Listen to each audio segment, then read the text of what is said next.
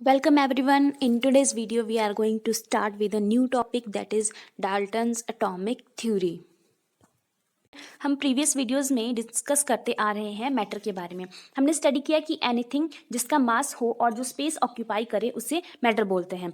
Ancient time से लेके पूरे वर्ल्ड के जो फिलोसोफर हैं वो ट्राई कर रहे थे मैटर की कंपोजिशन और कॉन्स्टिट्यूशन का पता करने के बारे में। जो इंडियन फिलोसोफर्स थे महर्षि कन्नड़, उन्होंने बहुत सारी जो रिलीजियस बुक्स थी उनको स्टडी करी, स्पेशली जो वेद थे, और उन्होंने बोला कि अगर हम किसी पर्टिकुलर मैटर को डिवाइड करते रहेंगे तो एक स्टेज ऐसी आएगी कि जब वो मैटर आगे स्मॉल पोर्शन में डिवाइड नहीं होगा। इसलिए उन्होंने इस स्मॉल पोर्शन जिसको हम आगे डिवाइड नहीं कर सकते उसको बोला उन्होंने परमाणु।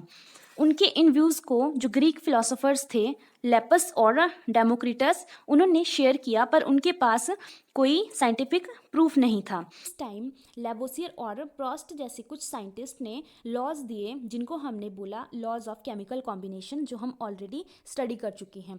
अब जो जॉन डाल्टन थे, जो एक ब्रिटिश केमिस्ट थे, उन्होंने इसी फील्ड में काम किया। उन्होंने बोला कि मैटर का जो स्मॉलेस्ट पोर्शन होता है जिसको हम आगे डिवाइड नहीं कर सकते वो एटम होता है। उन्होंने उसको नाम दिया एटम। 1808 में उन्होंने एक वेरी फेमस थ्योरी दी जिसको बोला गया डाल्टन्स एटॉमिक थ्योरी, जिसके पॉस्टुलेट्स हैं। नंबर 1 आ जाता है matter is made up of extremely small particles called atom. उनके अकॉर्डिंग या इस थ्योरी के अकॉर्डिंग जो मैटर होता है वो बहुत ही स्मॉल पार्टिकल से मिलकर बना होता है जिसको हमने बोला atom. Atom of the same elements are identical in all respects, that is in shape, size, mass and also in properties. उनके अकॉर्डिंग जो सेम एलिमेंट्स के जो एटम्स होते हैं वो आइडेंटिकल होते हैं। मींस एक एलिमेंट में जितने भी एटम्स होंगे वो एक दूसरे के आइडेंटिकल होंगे शेप में, साइज में और also in properties. Atoms of the different elements differ in all respects and also have different properties. अब जो different elements के जो atoms होंगे वो एक दूसरे से different होंगे शेप, साइज, मास और properties में भी। Atom is the smallest portion of the matter which can take part in the chemical combination. Fourth postulate के अकॉर्डिंग जितनी भी हमारे पास केमिकल कॉम्बिनेशंस होते हैं या केमिकल रिएक्शन होती हैं उसमें जो स्मॉलेस्ट पोर्शन होता है मैटर का जिसको हमने एटम बोला वो पार्ट करता है। नेक्स्ट आ जाता है fifth postulate, that is atom of the same और different elements combine together to form compound atoms, जिसको हमने बाद में बोला मॉलिक्यूल्स। इट मीन्स सेम और डिफरेंट एलिमेंट्स के जो एटम्स होते हैं वो कंबाइन करते हैं और एक कंपाउंड एटम बनाते हैं जिनको हमने बाद में बोला molecules. When atoms combine with one another to form compound atoms or molecules, they do so in simple whole number ratio.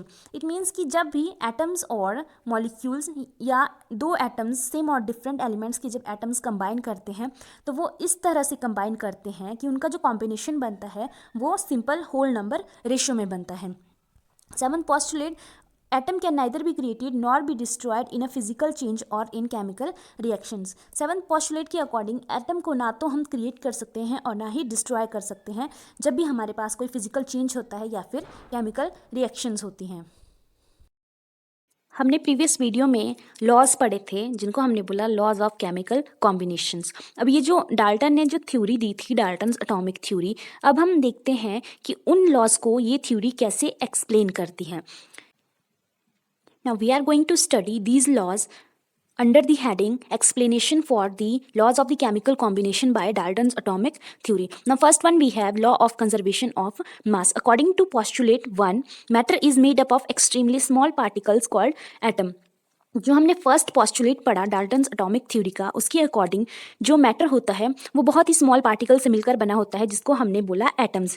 These can neither be created not be destroyed in a physical change और chemical reaction according to postulate 7। Postulate 7 के according atom को ना तो create किया जा सकता है और ना ही डिस्ट्रॉय किया जा सकता है। This implies that there is no change in mass in a physical change or chemical reaction in which atoms of the different substances participate. अब ये बताता है कि जब हमारे पास कोई केमिकल रिएक्शन होती है जो रिएक्टेंट होते हैं जिसमें रिएक्टेंट से प्रोडक्ट बनता है। अब जब रिएक्टेंट में ना कोई ब्रेकडाउन होगा एटम्स में और ना ही कोई न्यू एटम फॉर्म होगा तो जो प्रोडक्ट होगा उसका मास और जो रिएक्टेंट होगा उसका मास क्या होगा, इक्वल होगा। मीन्स कोई मास चेंज नहीं होगा।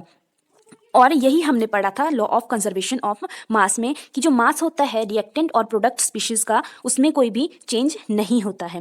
This means there is no net change in species in a chemical reaction, thus the mass remains conserved और कांस्टेंट. अब अगर कोई चेंज नहीं होगा रिएक्टेंट्स और प्रोडक्ट्स में जब कोई केमिकल रिएक्शन होगी, that means mass is conserved और constant. Second one, we have law of definite proportion. According to postulate 2, atoms of the same elements are identical in all respects, that is in shape, size and mass. Postulate 2 के according हमने देखा कि जो atoms होते हैं same elements के वो identical होते हैं, मीन सेम होते हैं ऑल रिस्पेक्ट्स में, just like in shape, size और मास में. When the same atoms belonging to different elements participate in a compound, they do not undergo any change in mass, therefore their proportion or ratio remains same whatever may be the method of the formation of the compound. This illustrates the law of definite proportion. यहाँ पर हम देख सकते हैं कि अगर हम किसी प्योर कंपाउंड को किसी भी मेथड से प्रिपेयर करें, बट उसमें जो एलिमेंट्स और एटम्स की जो कॉम्पोजिशन होगी वो सेम. अगर हम यहाँ पर कार्बन डाइऑक्साइड का एग्जांपल ले लेते हैं. फर्स्ट में हमने कार्बन डाइऑक्साइड को प्रिपेयर किया कोक को जब हमने ऑक्सीजन की प्रेजेंस में बर्न किया. सेकंड मेथड में हमने जो लाइमस्टोन है कैल्शियम कार्बोनेट उसको डिकम्पोज किया in the presence of heat, तो हमारे पास बन गया calcium oxide and carbon dioxide. तो यहाँ पर हमने कार्बन डाइऑक्साइड को दोनों अलग अलग मेथड से प्रिपेयर किया. और जो हमारे पास यहाँ पर देख सकते हैं जो कार्बन डाइऑक्साइड में कार्बन और ऑक्सीजन की जो रेशो है वो दोनों में ही 12:32 है, मीन्स 3:8 है. So in this way we can show the law of definite proportion. Now third one, we have law of multiple proportions. According to postulate 6, when atoms combine with one another to form molecules, they do so in simple whole number ratio. This means that the ratio by weight of the atoms of a particular elements in a compound is expected to remain simple whole number ratio.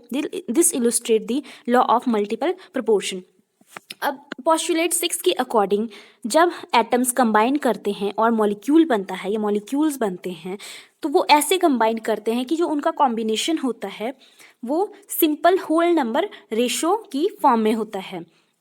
तो यही ये law explain करता है. और जो हमने पीछे पढ़ा था लॉ ऑफ मल्टीपल प्रोपोर्शन, उसमें भी यही था कि जब हम टू एलिमेंट्स को कंबाइन करके डिफरेंट कंपाउंड्स या फिर मॉलिक्यूल्स बनाते हैं तो उनकी जो रेशो होती है वो सिंपल होल नंबर रेशो होती है.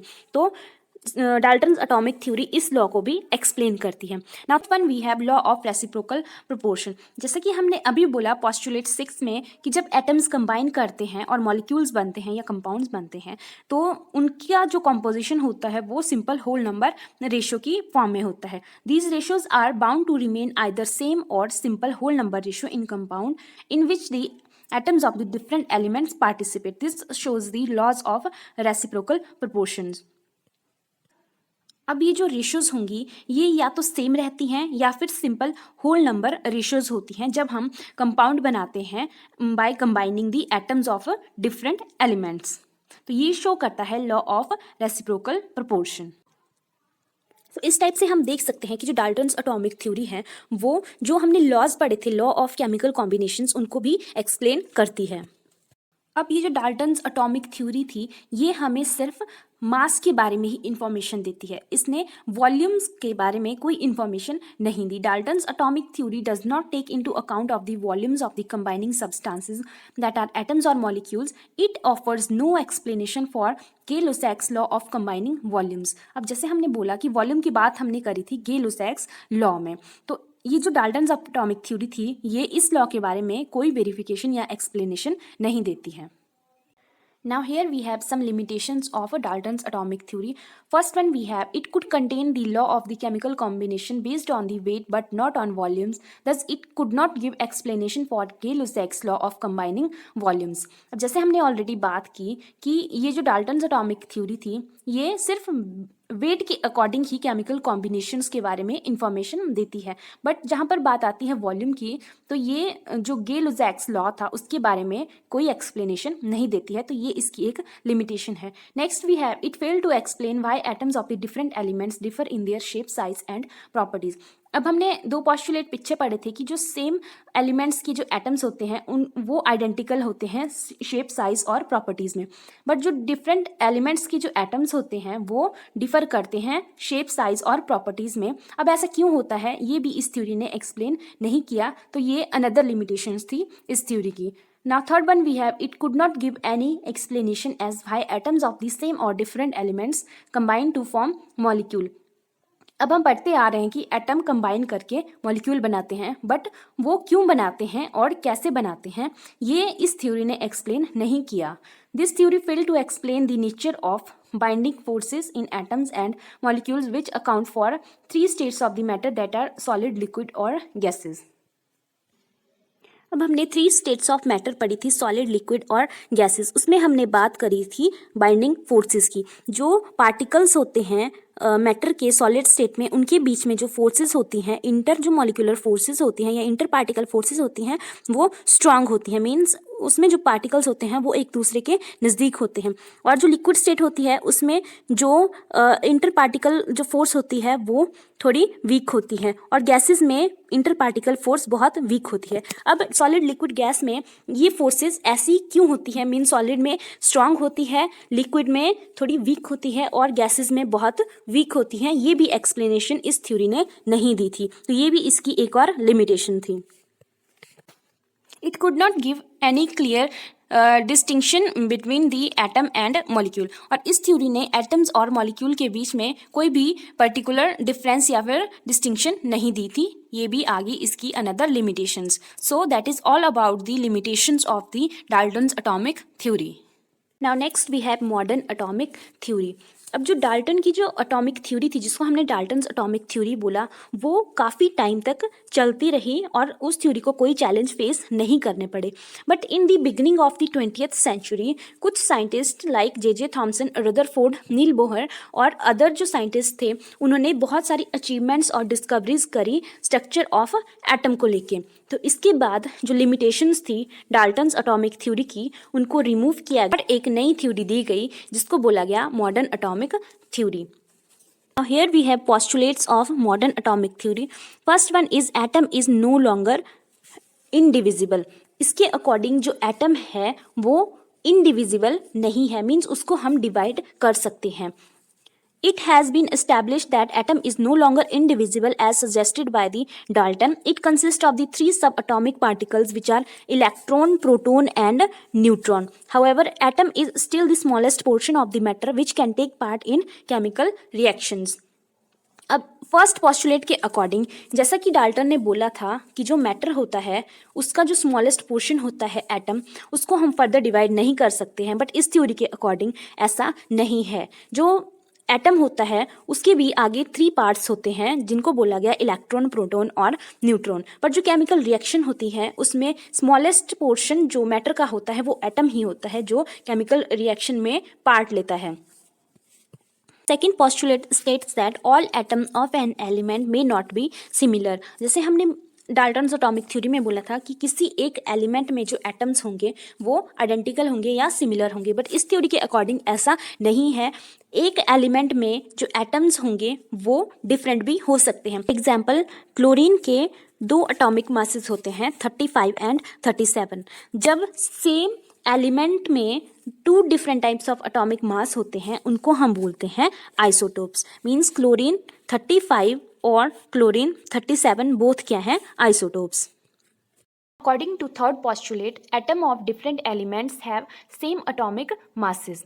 अब डाल्टन एटॉमिक थ्योरी में हमने बोला था कि जो डिफरेंट एलिमेंट्स के जो एटम होते हैं वो साइज, शेप और प्रॉपर्टीज़ में भी डिफरेंट होते हैं, बट इस थ्योरी के अकॉर्डिंग जो डिफरेंट एलिमेंट्स के जो एटम होते हैं उनका एटॉमिक मास सेम भी हो सकता है। फॉर एग्जांपल, जो कैल्शियम और आर्गन होते हैं जो कि अलग अलग डिफरेंट एलिमेंट्स हैं, दोनों का जो एटॉमिक मास है वो 40 है, तो इसलिए इनको हम बोलेंगे isobars.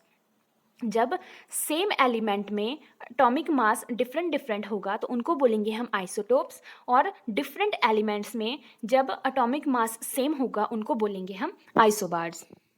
Now, according to fourth postulate, atom may not always combine in simple whole number ratio. Modern atomic theory में हमने बोला था कि जो एटम्स होते हैं वो सिंपल होल नंबर रेशियो में कंबाइन करते हैं मॉलिक्यूल्स बनाने के लिए या फिर कंपाउंड बनाने के लिए। बट इस थ्योरी के अकॉर्डिंग जो एटम्स होते हैं एलिमेंट्स के वो सिंपल होल नंबर रेशियो में कंबाइन नहीं करते हैं। फॉर एग्जाम्पल जो सुक्रोज होता है जिसका फॉर्मूला C12H22O11 होता है, इसमें हम देख सकते हैं कि जो कार्बन, नाइट्रोजन और ऑक्सीजन की जो रेशियो है, मास रेशियो है, वो 12:22:11 है। तो ये ratio simple whole number ratio नहीं है।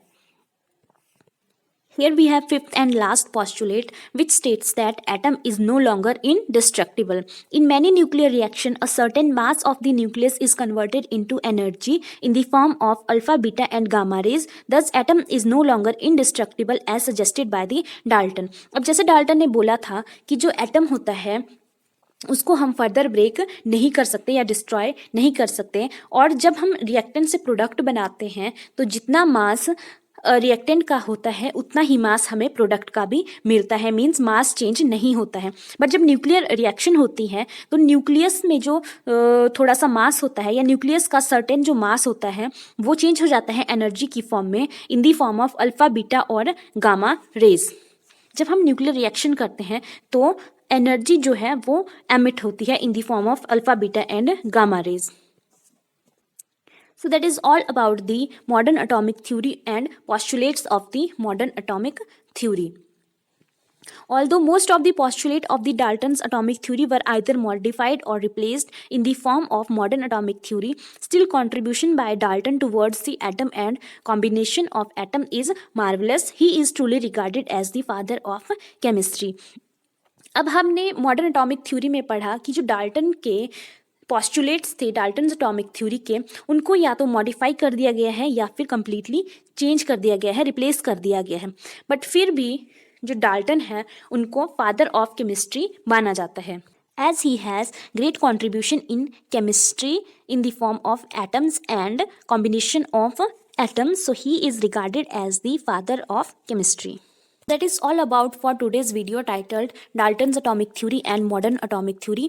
वीडियो अच्छी लगी हो तो लाइक करें, शेयर करें, कमेंट करें और सब्सक्राइब ज़रूर करें। बाकी मैं मिलती हूँ आपसे नेक्स्ट वीडियो में, तब तक के लिए bye bye and thank you so much for watching.